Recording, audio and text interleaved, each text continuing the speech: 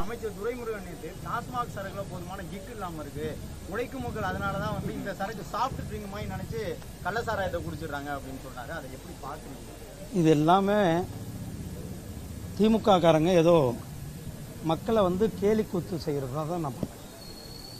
மக்களை நல்வழிப்படுத்த வேண்டும், மக்களுக்கு நல்ல திட்டங்களை கொடுக்க வேண்டும், மக்களை உயர்த்த வேண்டும், நல்ல கல்வி கொடுக்க வேண்டும், நல்ல மருத்துவம் கொடுக்க வேண்டும், நல்ல இன்ஃப்ராஸ்ட்ரக்சர் கொடுக்க வேண்டும், புதிய சமுதாயத்தை உருவாக்க வேண்டும், அந்த புதிய சமுதாயத்திற்கு தேவையான அடிப்படை வசதிகளை செய்து கொடுக்க வேண்டும். தலித் மக்களுக்கு இன்றைக்கு கூட பல பகுதிகளில் சுடுகாடு இல்லை. தலித் மக்கள் பல பேர் தனித்தனி சுடுகாடில் இருந்து கொண்டிருக்கிறார்கள். பட்டியலின மக்கள் இளைஞர்கள் படிக்கின்ற ஹாஸ்டல்லாம் இன்றைக்கும் ஒரு மேம்படுத்தப்படாத ஹாஸ்டல்களாக இருக்கிறது. இதையெல்லாம் அவர்கள் முறைப்படுத்த வேண்டும். கவனம் வளர்ச்சியில் செலுத்த வேண்டுமே ஒழிய கவனம் மதுல இருக்கக்கூடாது என்பது